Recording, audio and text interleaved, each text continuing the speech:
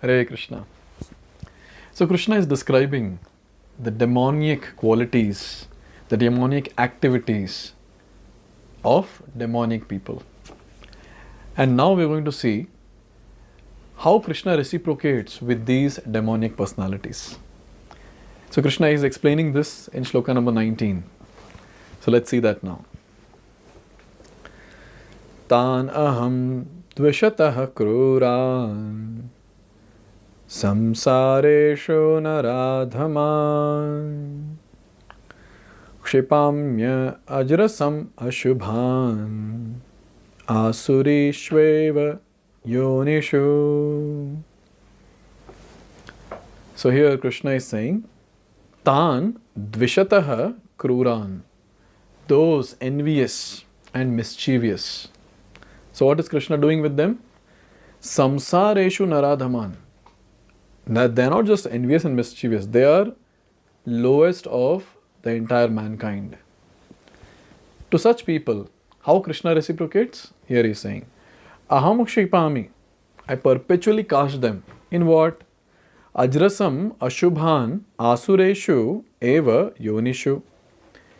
They are cast again and again in this bhavasagara, the ocean of material existence, into what sort of species? Into various demonic species of life.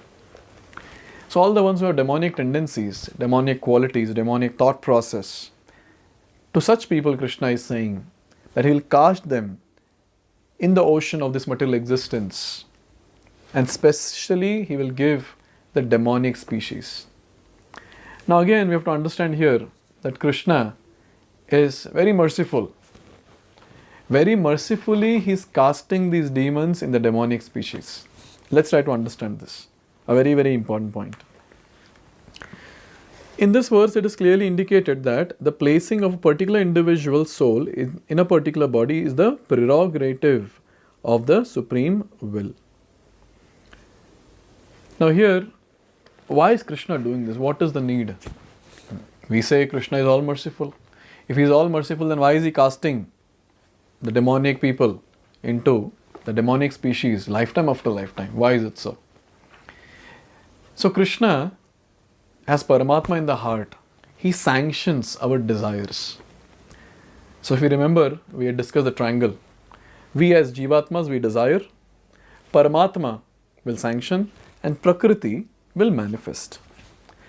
Now, it's a very important point to note that if a person wants to be envious, he is desiring to be envious, desiring to be demoniac. So Krishna, very mercifully, he will sanction that particular desire based on his karma. Now, when it is sanctioned, Prakriti will manifest. So here is the Lord who is deciding based on the karma and the desire of the person. So this is what is the point that is very important to note. It is not that the Lord has some negative feelings towards the other person who is demoniac. No.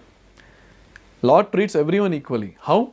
By fulfilling whatever desires they have. So here a person has a desire to become a demon. Okay, Krishna is like, no problem. I'll put you in the demonic species of life, lifetime after lifetime. Then you be demonic, continue. Continue to be envious of me, continue to be envious of my devotees. So in this way, with a merciful mood, Krishna is sanctioning their desires. Now here it is said, the demonic person may not agree to accept the supremacy of the Lord, and it is a fact that he may not act. Is a fact that he may act according to his own whims, but his next birth will depend upon the decision of the Supreme Personality of Godhead and not on himself. So a demonic person might think, oh, I'm independent, I'm all powerful, I can do everything by myself. No. Next life is based on the person's karma and the Supreme Lord's sanction. So where is he independent? He cannot decide anything. Nothing. So this is what is very clear. So next life will be based on his karma and the sanctioning given by the Supreme Lord. In Srimad Bhagavatam 3rd canto it is stated that an individual soul after his death is put into womb of a mother where he gets a particular type of body under supervision of superior power. Therefore, in the material existence, we find so many species of life, animals, insects, men, and so on. All are arranged by the superior power, they are not accidental.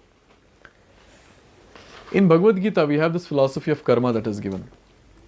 Now, a person might not believe anything from Bhagavad Gita. Say the person is very atheistic, but still he'll be forced to believe in the philosophy of karma, because in this entire world there's so much of variety, that is there.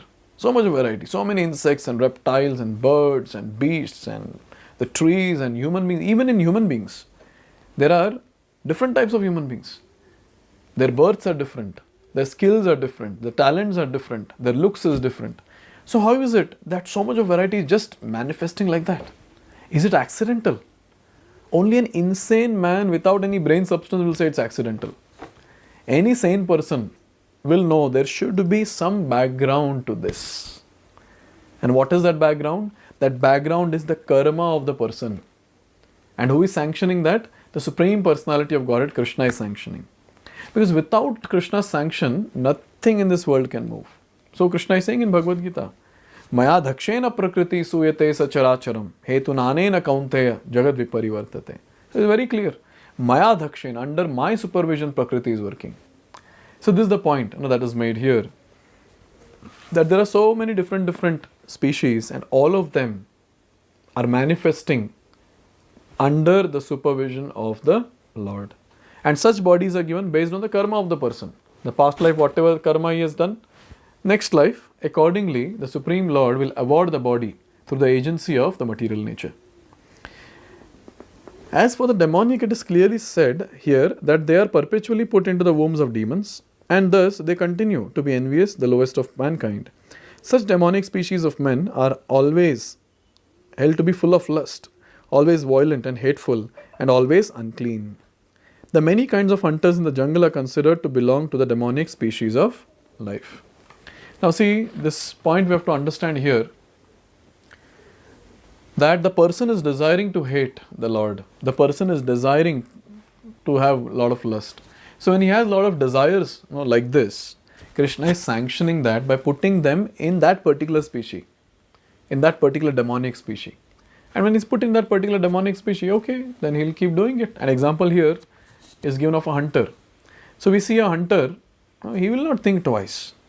His heart is like stone, like a steel. It will not melt even when he's killing different innocent animals in the forest. So they are basically into the demonic category. That's what is told here in this particular purport. So in this way, this is the other side of Krishna's merciful nature, where he allows the desire of the demonic people to be fulfilled by giving them birth lifetime after lifetime in the demonic species. Now Krishna is going to continue speaking about his reciprocation with such people even in the next verse. Let's see that in the next video. Hare Krishna. Hare Krishna, Hare Krishna, Krishna Krishna.